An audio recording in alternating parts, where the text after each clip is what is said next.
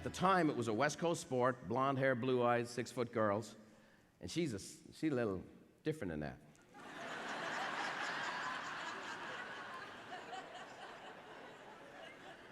Now, this is very politically incorrect, but I have to pronounce it right. I have a T-shirt at home that says, Black Wives Matter, just so you know.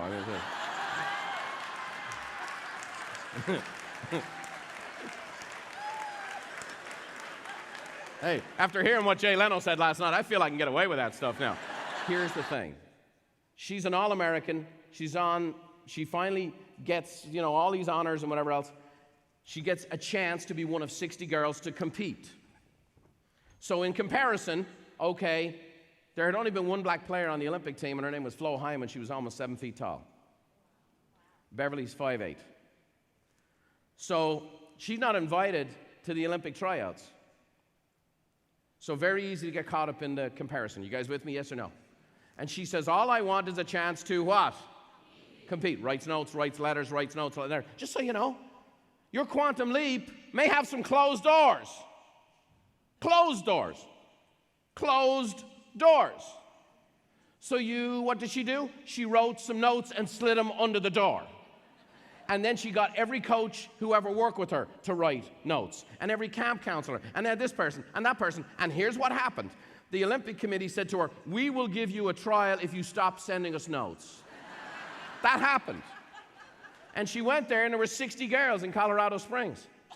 And they said, okay. And the first day, they're doing 6 hours of training, and and the first day, they bring them all in and say, okay, here's the 10 girls leaving today. And the next day, here's the 10 girls leaving today. Here's the 10 girls leaving today. She's finally in a room of 15, and they go, and she's like, well, you need 12, because you need 6 and 6 to scrimmage, so my chances are good. And they said, we're only picking 9. And they went 1, 2, 3, 4, 5, 6, 7, 8, and we'll take the little black girl from South Carolina.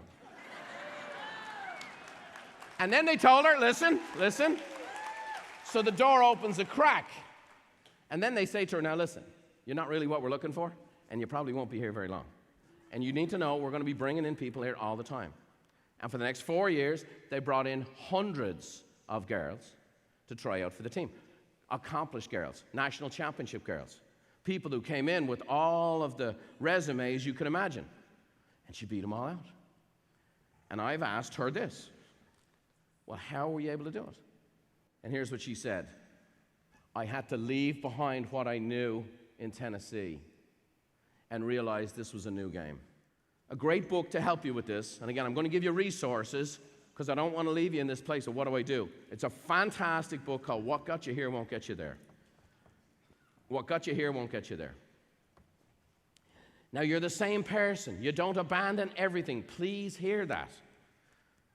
Beverly Robinson went to the Olympic team. She brought what she'd been raised with her mom and dad. She'd been brought in those communities she'd grown up with in the Air Force. She brought her high school stuff. She brought her college stuff. And she brought an open mind that says, I need to think and act from a different perspective if I'm going to make it up here. If this makes sense, say aye.